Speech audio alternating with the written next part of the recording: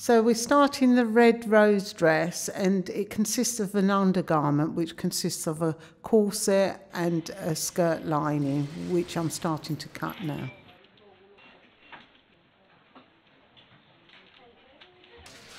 Cutting the corset.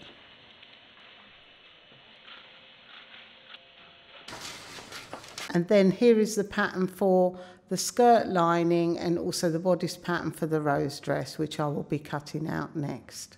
Here is the lining that's already been made, which we cut in satin back crepe. Here is the taffeta that we're laying up now for the top part of the undergarment, which is in silk taffeta. Cutting it is made up. This is our lining made up. This is our corset, the start of our corset. A bone that's already covered in crepe satin. Now I'm placing the corset onto the dummy with the underskirt pinned on, and then it gets stitched together. And this is the completed undergarment. We are laying up the taffeta, the organza, and then the pattern. Then we pin the pattern onto the taffeta and organza, and then mark all these dots. So afterwards we can draw some lines going across so we know where we're going to stitch. So now we're starting to cut the pattern. Once we've cut the pattern, we start basting, which I'm doing now. And now we are drawing lines to show where we're going to stitch to make the tucks and then the pleats at the bottom. Pinning the chalk lines together so I can machine them to create the tucks and pleats at the bottom.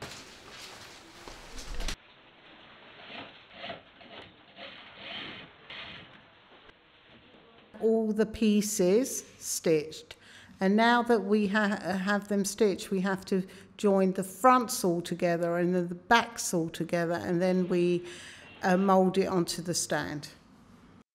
So here we are trying to mould the garment onto the undergarment. It needs to be pulled and stretched and any way we can to make it look perfect.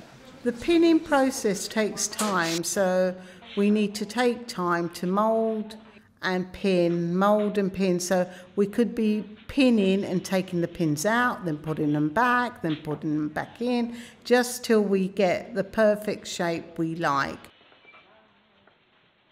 Once that's all done, then we shall mark where we need to stitch. Here is the garment on the stand fully pinned. The next process is the stitching process. At the bottom of the rose dress, we have to create pleats that would fit perfectly onto the undergarment hem.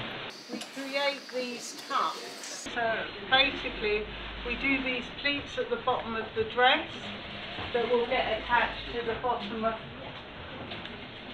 the inside skirt. We've also put the grosgrain around the neck here, so it creates tucks. So what we will do is fold this back up to where the zip is and pin it so we can sew it down.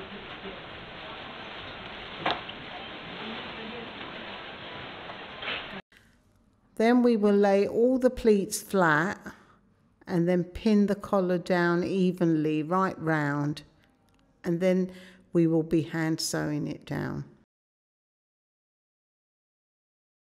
Once the pin tucks have been stitched down, it stops at the top of the collar, and then the tucks create a big ruffle which are not stitched down. Now we are placing the dress back on the dummy, making sure everything hangs correctly. I have to work to get the shape together, especially on a dress like this, which has so much fabric. This is the sleeve. They were in two parts, the front and the back. Join this together. It gets folded and stitched down. Sleeves get twisted and pinned to create the massive collar section of the back of the neck, which we will place 2 or 3 bones on either side to keep it up. Now is the time to begin creating the roses on the main body of the dress. This process takes a lot of time as we pin, ruffle, twist, and then stand back and see if it looks beautiful.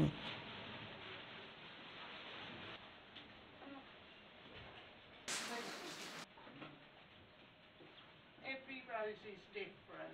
We all stitch down onto the little skirt. This is a process of trial and error until we are happy with what we have created.